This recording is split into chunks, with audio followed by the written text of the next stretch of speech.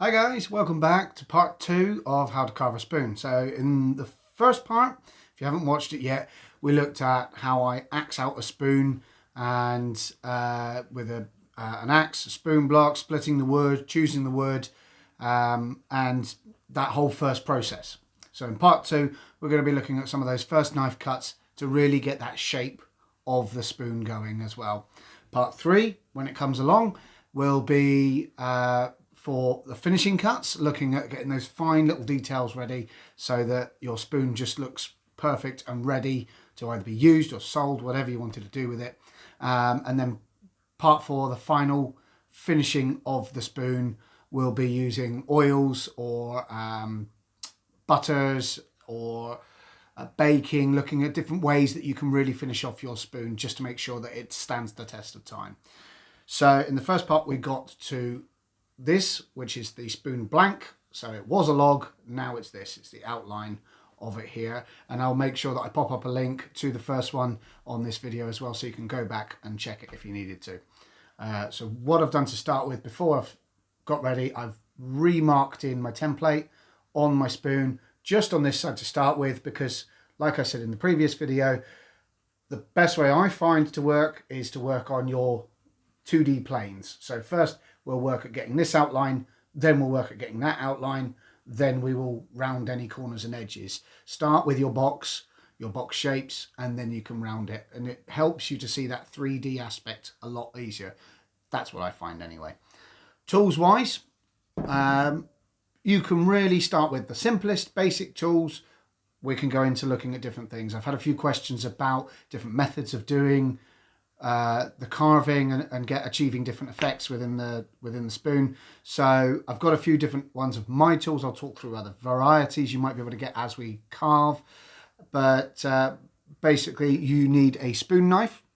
Obviously works with a spoon, so a lot of people start off with something like this, a Mora, which is a great starting knife. It has its downsides, it has its upsides. They come razor sharp. They are brilliant to use straight out of the box. This one was a double-edged one. I found I didn't like that after using it for a little while, so I ground down one side, because I found that I occasionally use a finger on one side, and that's not really very safe if you've got a blade on the other side. I also found that on the Moras you get what's called a double bevel. So where you see the blade, I'll try and get it close up here, where you see that lovely little line there of the bevel coming down, it then had a separate, very hard to see small one, which makes sharpening a very difficult thing. So I ground that down as well. So as you use a Mora, you may well want to contour it and change it to work better for you. You could get something straight away like this Robin Wood Tools hook knife here. Fantastic tool to use. They are definitely worth the money. They are still relatively cheap, really, compared to some of the makes you can get. If you are going from this to this, I will say there's a little bit of technique change, more in the feel of it, because obviously, as you can tell, much longer handle, which gives you more varieties of how you can carve. You can put more leverage into it. You've also got that straighter edge there, so you need to really plan where you're carving and what you're carving, whereas opposed to this, it's all curve. You go in straight away and you're digging away. The other thing you could use, if you don't have any of those, or you haven't got the budget to get started on those, or you're still not sure about what to do, is use a simple gouge. This is a flex cut gouge. It's the U-gouge. It's one of the removable ones. Very affordable pack you can get. Comes with a feed tool and the straight skew edge and everything you need to get started when it comes to these. And it comes with a little piece of basswood to practice with as well. Highly recommend these as having a set anyway to go to. They are very handy for detail work, for putting in any designs, but you can also use this to carve out the bowl of your spoon. You can just buy a cheap set of gouges. These are my go-to, so I'm going to be using this one to show you how to use it within this spoon. But you can just buy a cheap set off of Amazon if you are just getting started and you don't know what to do. They range from I don't know, £5 to £10, £15. They are cheap. They will break. They lose their edge pretty quickly, but it gives you a starting point. Okay, there's no shame in starting with the rubbish ones and then working your way up to the new ones when you know that this is the hobby for you. Then knives wise, I'm going to be using a Sloyd knife, which this is a Mora. It's the slightly cheaper version because it's got a plastic handle. I'm not that fussed about that, so I got the one with the plastic handle, as you can see there. I know my camera puts it all backwards, but there's a Mora knife, however it's pronounced in Swedish. But very, very good knives. These I would highly recommend a Sloyd knife for carving spoons.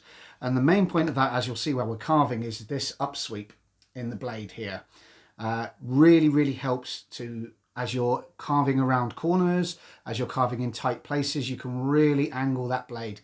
Sloyd knives in general are thinner than a bushcraft knife. You can use a bushcraft knife though. That's how I started. I just started with a Holterfer's craftsman's knife, which is a bushcraft style knife.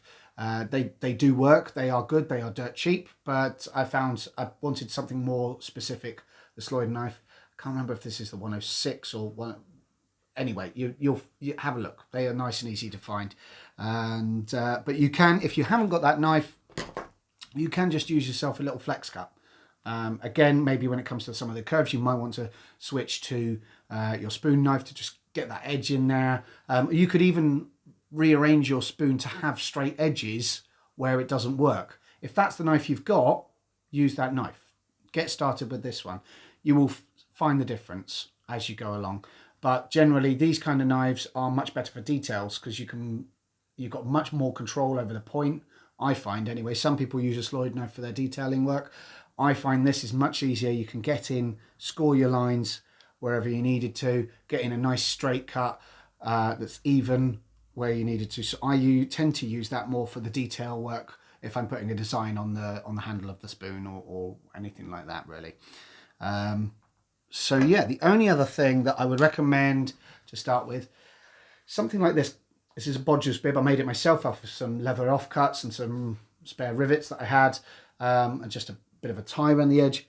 A Gouges bib goes over your chest, and you'll find that as you're carving, you sometimes find it much easier to carve into you, but you'll also find the more you do that, the more bruised and sore you'll start to feel here in your chest. Some people don't use it. Some people build up a strong sternum.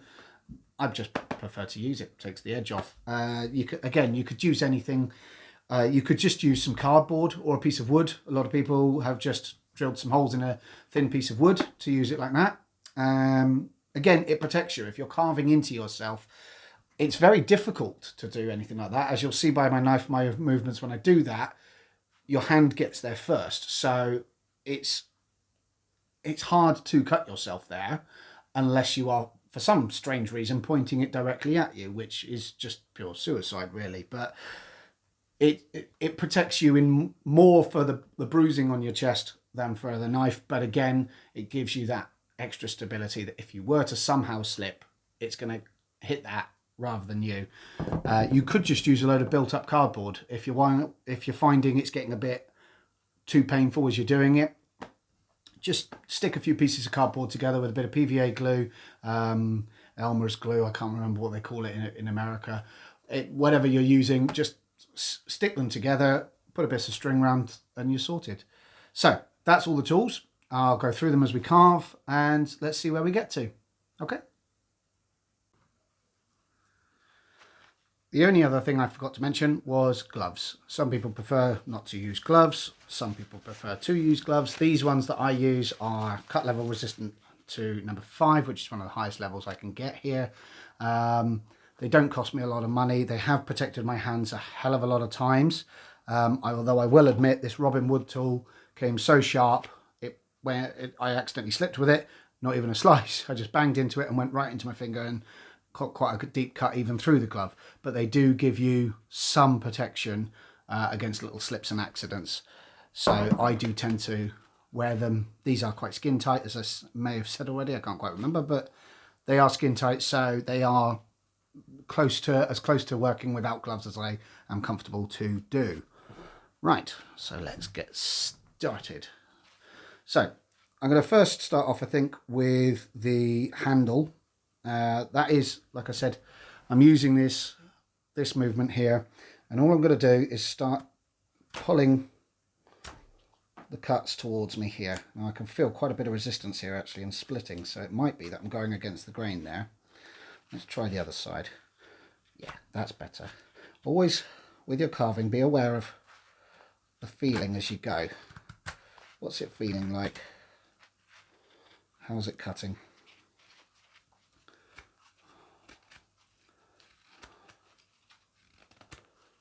Sometimes, like for instance here, there's the very end of a knot.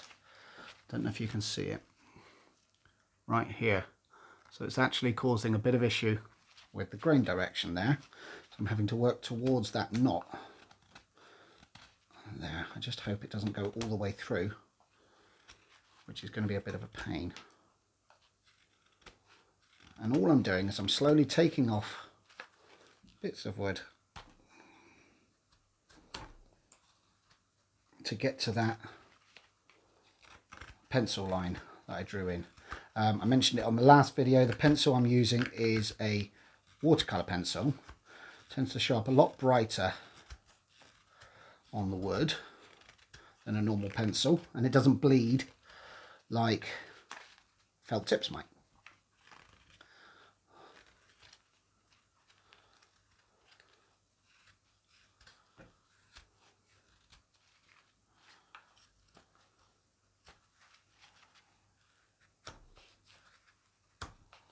Yeah, as you can see as well, while I'm drawing the knife in, you can feel that grain direction there. As I'm drawing that knife in, I've got that added extra protection here where it's not hitting me. This is the point as well where a slide knife really comes into its own, because you can slide that along in a much more fluid fashion than another knife. If I was to get this knife here and do this, although it's a much smaller knife, I can feel it juddering on the wood. It doesn't flow quite as smoothly, and although with more time and more cuts I'll get there, a slide is always more preferable, and they tend to be a bit cheaper as well.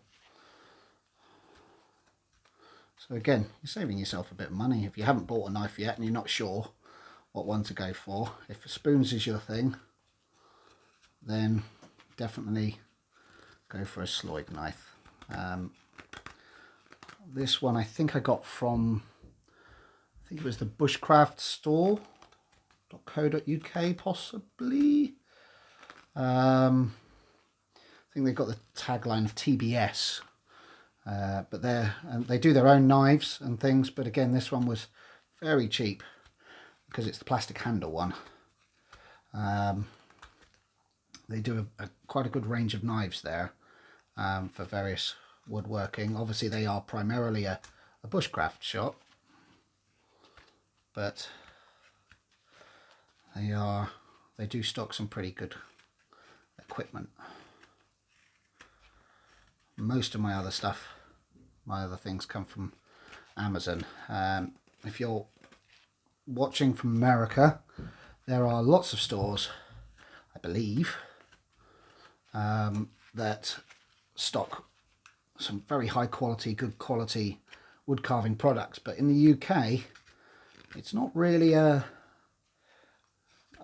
such a popular pastime or activity. So it's quite hard to come by decent quality tools. So Amazon and other online shops tend to be the one for us.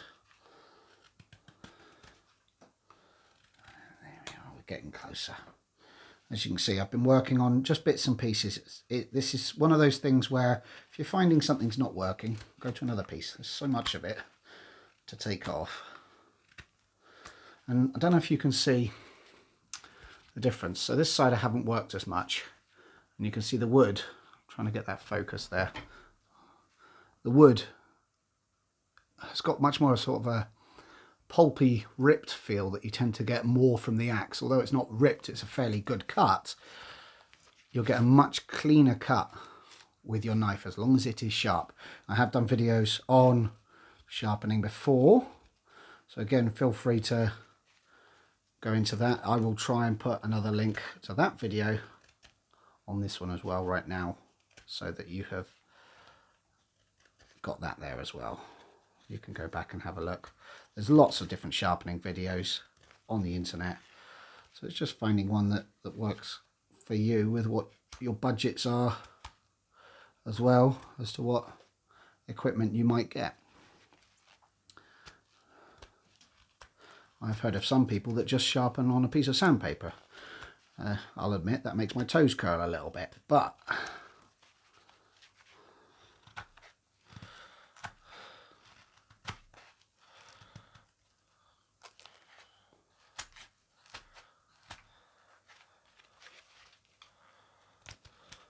don't force the wood as well. If you are finding something's not moving for some reason, don't force it. For two reasons. One, the wood won't let you force it, and it will split, and it will do naughty things that you don't want it to do. And two, you're going to hurt yourself, because you will lose. If you don't do it that time, that habit will form, and you'll do it again and again until one time you slip so badly that on the nicer side of it, you'll cut yourself. On the worst side of it, you'll severely cut yourself. And there is a lot of arteries and veins in this area that you could quite quickly sever with a knife this sharp.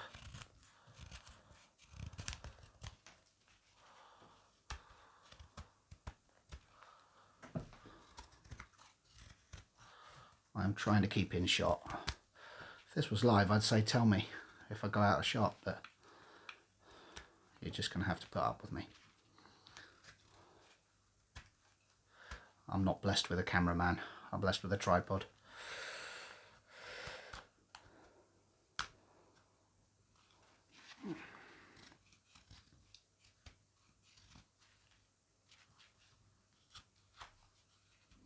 You will find as well with your pencil marks, if it's a pencil you're using, obviously Sharpies will last a bit better, but you run the risk of bleeding into the wood. But you will find your pencil mark will slowly rub off, which is both a good thing and a bad thing. Good, because it's not staining the wood. Bad, because you might have to just reapply it. But that's again the beauty of a template, which you can see on the previous video, that I can keep just laying it on. I'll be getting another template out in a minute to do the side profile, but you can just lay it on, redraw it, and off you go.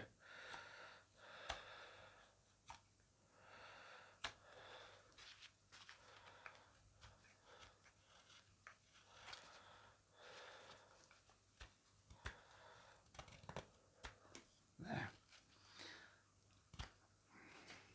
I think I might have come in a bit too close to my line there, but we shall see.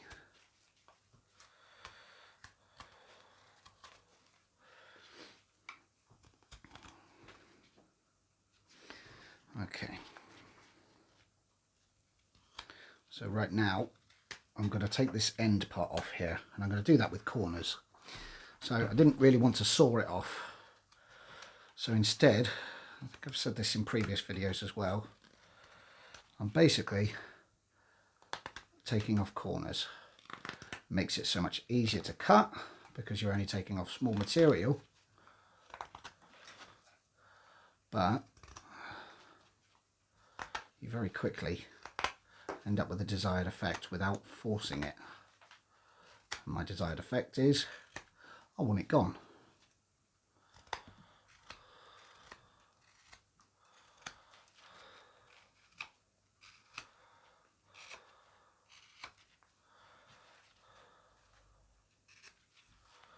Keep checking with your eyes as well that it's looking even on all the sides that you want it to look even on. As I said in the last video, it's very easy as you're carving to think, oh, that's looking good, that's looking okay. But when you turn it to one side, you might start to notice, I can notice a bit there looking at the camera now, that I'm actually splaying out. So it looks good on one side, but it's a hell of a lot fatter on the other. Now, to be honest, on those parts, it's not the end of the world, because we will be bringing those in to create a finer point on the back. But for the purpose of practicing what I preach, I'm going to do it. Plus it's less to do in a minute. Right, and now the top. I'm just going to follow that line across, and because this is nice and thin, I can slowly just take thin little bits off. With that lovely sound, listen to that.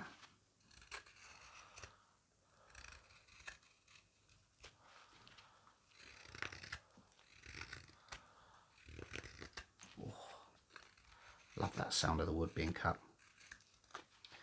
In case you're wondering as well, talking of sounds, why I've moved from outside to inside, it's because I live in southwest England and it is summertime, and that means it rains a lot. It's not meant to rain a lot, but it does. So although I did have nice weather for the first video, it's now tipping it down and it looks as dark as midnight out there.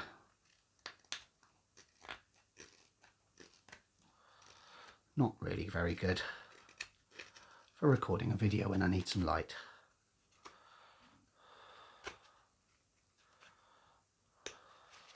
So on the promise to my wife that I will clean up after myself, I've come indoors. There.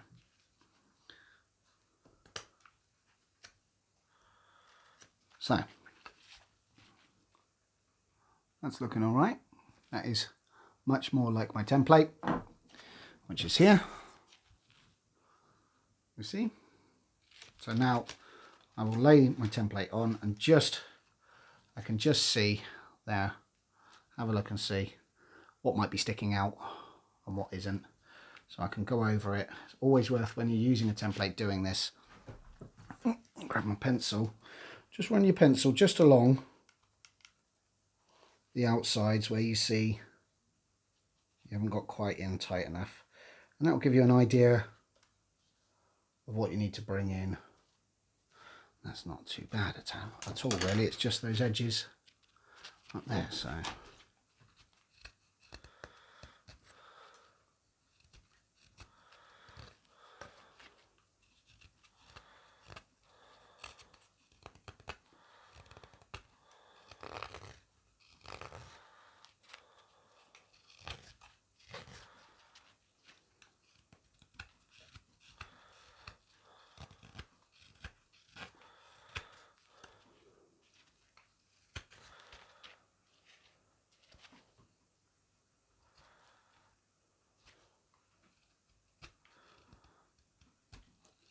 when you're finishing off, it's at this stage as well, if you see anything that you couldn't necessarily see with your template, little lumps and bumps that make it look uneven and not quite as straight and lovely as it could be, you can start doing that as well.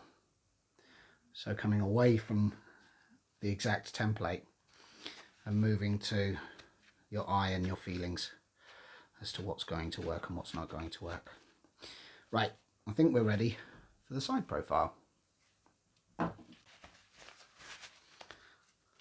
Okay, so I've drawn on my side profile onto obviously the side, and I'm going to be doing exactly the same as I did on the front, but now on the side, and that will then give me the four-dimensional or three-dimensional dimensions that I needed.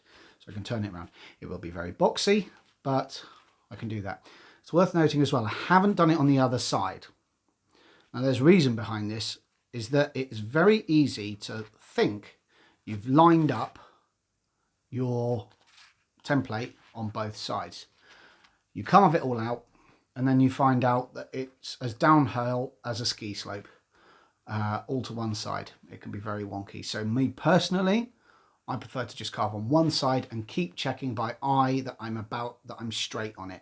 So by that I mean I'm looking down the spoon just like this. It won't look like it now because I haven't done anything on the top.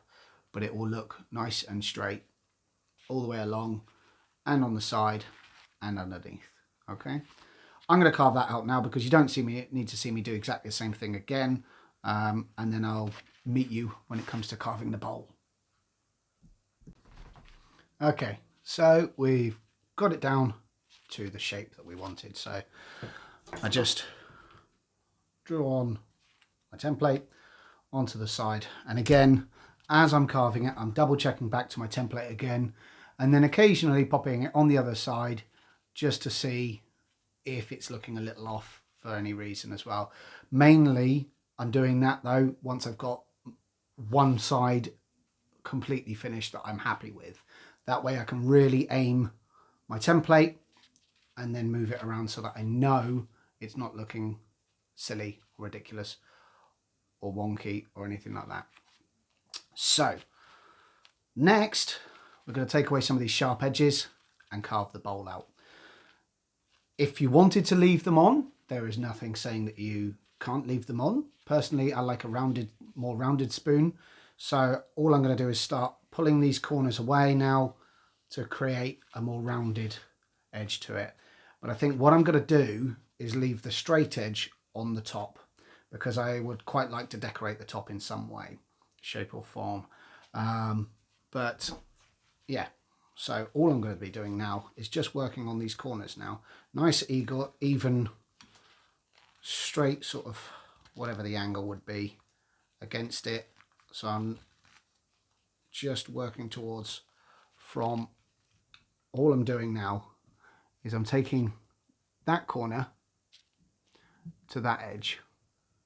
So as you can see there, and then I'm going to even that out to make it look more rounded. Okay, and again, when you get to the top, the grain will change because you're coming back downhill again. So as you come closer to the top, make sure you're feeling, I can feel that splitting there already. So I'm going to swap my spoon around and carve the other way around. Grain direction is as much about knowledge as it is for feel for me, because wood can always throw you a curveball unless you are a complete expert on all things wood and how wood grows and everything. Obviously grows on trees, but how it will grow, how it moves, which again only comes with years and years of experience and learning, then it is as much as with feel, I believe. Okay, so that's one side curved out. If I was to turn that quite around, you can hopefully see that nice curved edge. Now to do the other side.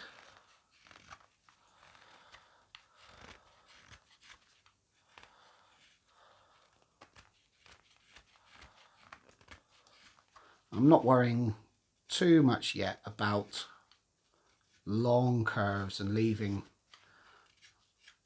edges and divots and things as I carve, because that's where finishing off at this stage and then the finishing cuts, which will be on the next video, really show how important they are to just finish that product.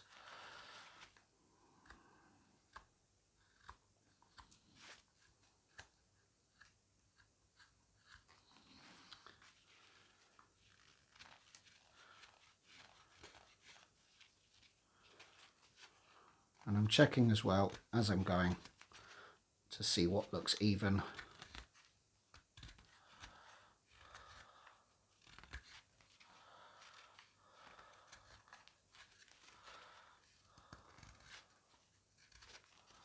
So that I'm coming in not too heavy-handed on one side.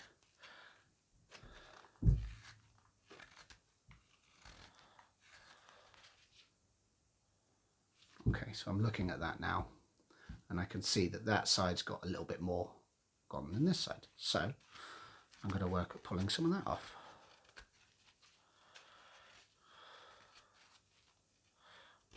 Nice little trick as well I've learned. If you're ever not sure, something looks just a little bit wrong, but you can't quite see what it is, just hold it up to the light, looking underneath, and see that silhouette. and it will give you, it just seems to help. I don't know whether it is about the human brain that you can suddenly go, ah, there it is. That's what's wrong with it. And it might just be simple, something simple like you've gone up further on one side than the other, meaning to come up. But because of that, it now looks a bit weird. And my grain direction's changed. So I'm now coming down on this side.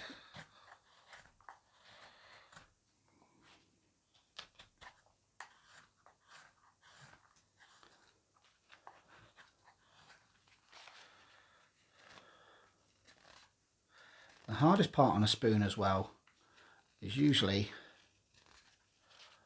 where the neck meets this, and that's where the two grain directions tend to meet. And it's hard because you want it to look like it's blended, like it's all perfectly formed. And quite often you can end up with a little fuzzy bit that doesn't seem to work properly. Again, that's where a sharp knife and those finishing cuts really make that difference.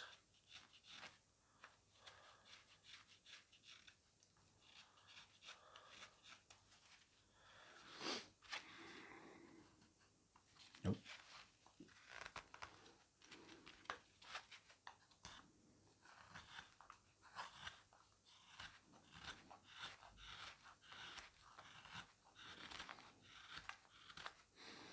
Oh, I can really smell the bay coming out of this wood now.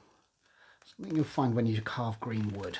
Every wood smells different as you carve it. And although, yes, the bay is one for cooking with, things like apple and fruit trees almost smell like sweets to me, like candy. Very sweet. They smell more like sour apples rather than apples. Cherry smells more like cherry drops to me than an actual cherry fruit. I suppose it's to do with the sugars in the sap. I'm no botanist or anything, but I quite like it, looking forward to carving a new wood to see what it smells like, as well as the properties it ends up with. There, now I'm quite happy with that at the moment. It is rough, it's meant to be rough, but I've got the outline that I want on there, and I can already see as I'm turning that there's a lump. So I'm going to take that lump out.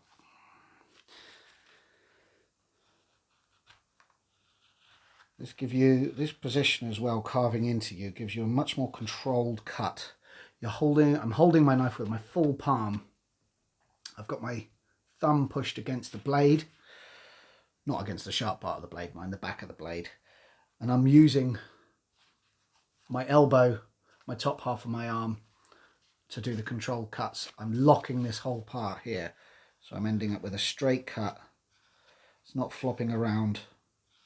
And I'm moving the spoon around, much like when we were using the axe in the previous video. I'm moving the spoon, not the knife. And that's how you get those long, beautiful cuts as well, which I just happen to be getting right now, so I'm making the most of it.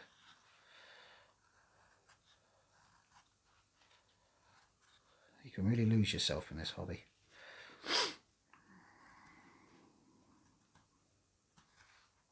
Okay.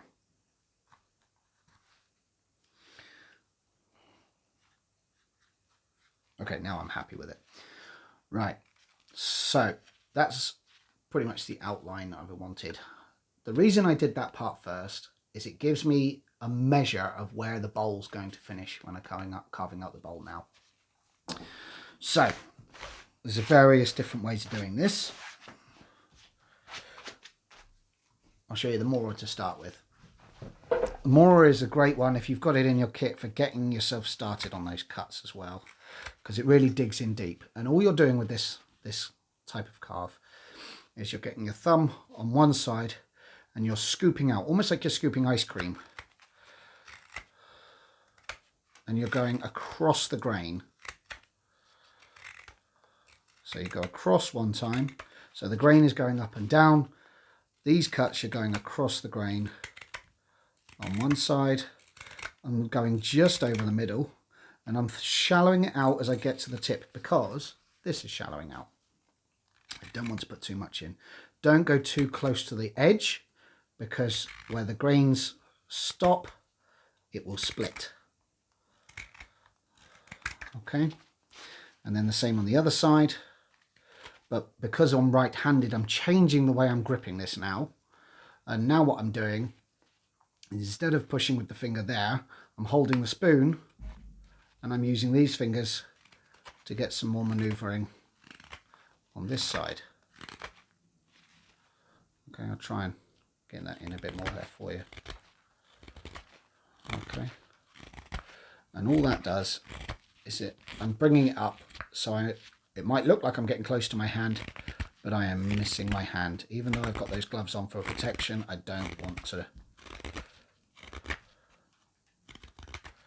go wrong. Okay, now to show you a different one is the gouge here, the U gouge. Now you can get spoon gouges which have more of a dip. You can get these gouges. The beauty of this quick change system by Flex Cut is that these are a bit cheaper than if you were to buy them with the handle, because they don't come with the handle. It's a quick change handle.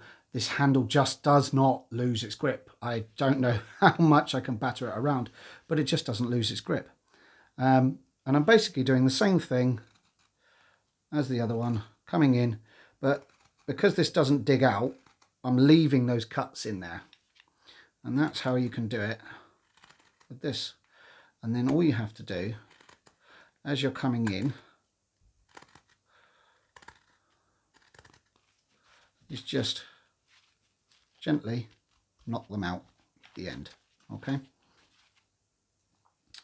And again, you can come around. It's not an ideal tool. It does leave a pretty pattern actually. But if you've got nothing else, it's a great starting point.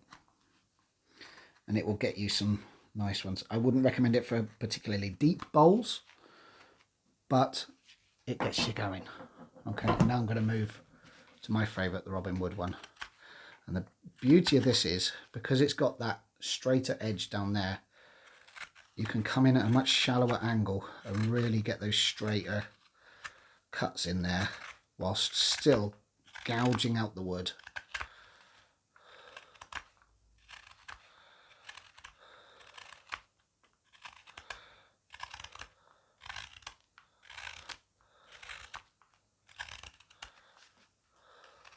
You might find as well, you start to build up a bit of a gully, which I've left there.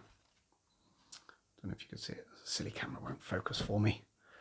But you can build up a bit of a gully, which is a bit that's just not carving properly. That's when you can go with the grain. You can go with the grain and just bring that in. Again, just like when you're using the gouge, you just knock it back out again. Okay.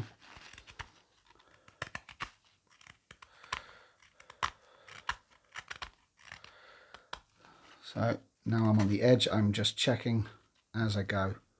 I'm not getting too thin, because if I go too thin, I'm going to go through it. And there's various ways to know when you're getting a bit thin. You can use your fingers on either side, feel the difference there. It takes a little bit of practice, but you'll feel how thick you've still got. The other way is to hold it up to the light, and if you can see the wood glowing, you're getting thin. And the other way on is the sound change. You will hear the sound go from this, it'll almost gain, it's hard to describe, just a thinner sound, like it is getting to the last shaves. It's very hard to describe the sound, but it will change. The sound will change. You will hear it. And the only way to do it is to practice. Get it wrong occasionally. I've done that. I have gotten it wrong a few times in the past and gone too thin or too fat. It's not having the courage to go down a bit further, thinking, oh, I'm closer, and then a few spoons down the line, you go back to it and go, oh Jesus, I had loads of it there. Why did I leave that so thick?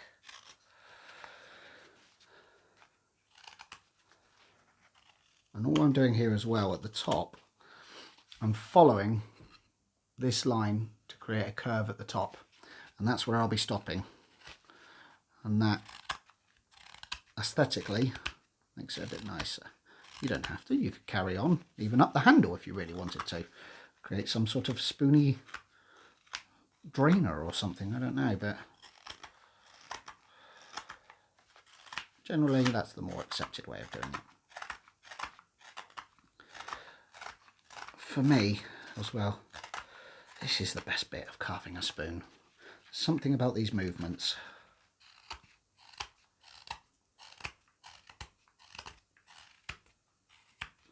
It's just so unlike any other carving.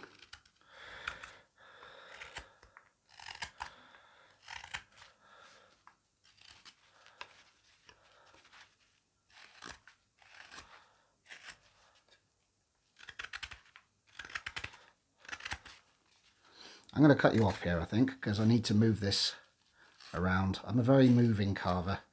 I like to shift my position a bit, and I'm going to lose it on the screen here. So I'll come back to you when it's done. Okay, so we're there. So I'm happy with that bowl there. There are some tweaking, as you can see. Now, as I've been carving, I can see that I need to come down on here. And I also want to now bring these sides up a little bit because I'm happier with that as the bowl than I am with this. So now it's down to just a bit of fine tuning with the final shape.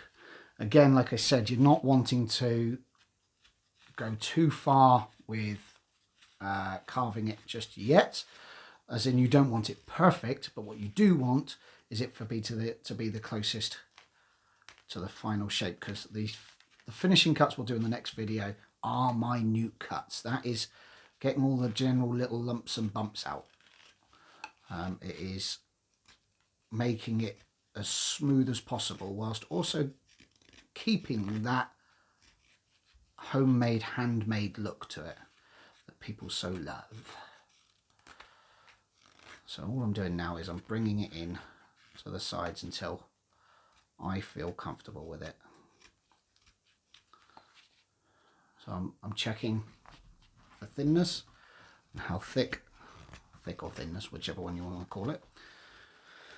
But I'm checking how thin the wood is getting, how much more I can take from it, how much more I want to take from it, because obviously the thicker the wood, the more it can withstand a bit of a beating.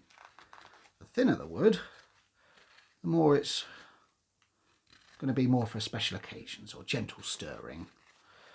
Because unless it's something extremely ornate and detailed, a spoon is to be used. A spoon is to be cooked with, to be served with. It's not to be kept in a cupboard safe or to be just hung up to gather dust. So really, you want to be using it. You want to be making the most of it. The other thing that's worth pointing out as well, when you're carving spoons, whatever you're carving, you get your template or you draw on your template and you start carving. Unlike metal spoons, metal is a very strong thing and can bend and flex. Wood can't once it's dry, which is something that seems, it's very easy to say, but it can't. So this part here is deliberately left thick on here to provide that stability, so there is very little weak points. So as I'm using this with cooking, I can scoop, I can lift, I can scrape, and I'm not going to be left with a weak link. So looking at that angle is a good angle to see. I nearly got myself with a knife then. You can see that spine of it there going right down. It gives you a good indicator of how thick that can be. Right, that feels okay. It looks wonky. So I'm going to bring this spine down just a bit on that side. That's better. And that's what I mean by all these little fine-tuning cuts now, is that you're looking at what needs to be done to straighten it all up, make it look nice and pretty. And it's these tiny little cuts sometimes that can just make it or break it. You could try and get as much out now as you can do of any lumps and bumps, little chip carves that you can see there. You can see them in the light, all these little lines. You could try and get them out now if you wanted to get them out. There is definitely a following and a want for people buying and using spoons that have got that look to them, that because it shows the craftsmanship, it shows how the maker made those parts. But a lot of people also quite equally like them get rid of. So all I'm doing there is I'm just taking the sharp edge off whilst leaving the thickness. And then now I'm happy pretty much. There's always something else to see. I'm happy with how that's looking underneath now. Now it's going onto the top. Now, when it comes to these edges here, straight edges quite often get bashed and broken. So a nice little way to do this is, you're working with the grain. Now with a spoon, the grain, when you're carving down, feeds to the middle all the time. So when you're carving it, it goes in and in and in. So what I'm going to be doing is, while I'm carving, I'm going to be following those as well. And what I'm going to do is I'm just angling my knife at about a 45-degree angle. I'm just taking those corners off and those edges off. There. Ever so slightly, not a massive one. And occasionally the spoon will let you carry on. If it will, go for it. If it starts to fight back, stop.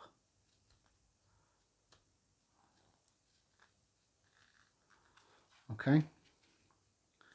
And then here, I'm coming in to that notorious spot I said about earlier. There. I'm just going to round that a little bit. Okay, and what that does then is it takes away that weak spot again, whilst also making it much nicer. And I'm going to do it on the inside of the spoon too. So I'm looking now at where the bowl meets the edge, and I'm taking that in with my knife, because that is a straight edge. It's not something that needs gouging out. And again, this is where a slide knife really comes into its own, because you can really shrink that knife down, slice it in, knowing your knife's getting smaller. Okay, there. And then I'll do the same on the other side.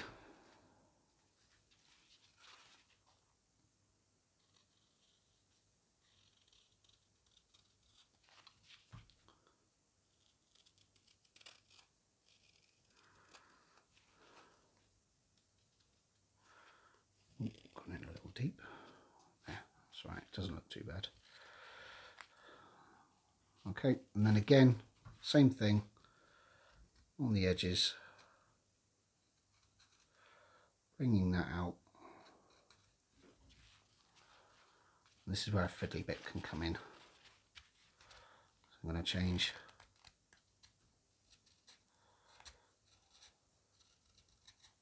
how I hold the spoon there. This is not the most secure grips, but I'm only doing very light cuts, so it's not so bad.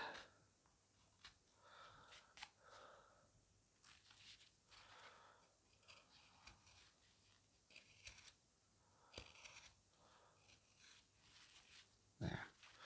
I'm just taking that raw edge off of the back, evening it out. There. And again, you're going to get the lumpy bumpy bits, but that's where the next stage comes in. Don't fret too much. If you think, oh, that looks a bit rough, oh, I don't like the way that looks, don't worry, there's plenty more time. Nothing's finished until you say it's finished. And I'm going to do the same just on here as well. Just take the tiniest sliver. I'm going to try and come in a bit closer so you can see. I'm just taking the tiniest sliver off those corners. And it just takes away that risk of a split.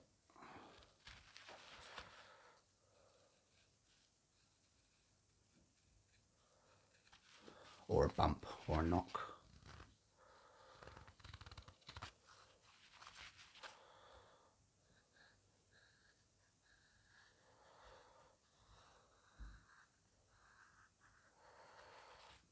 There, happy with that.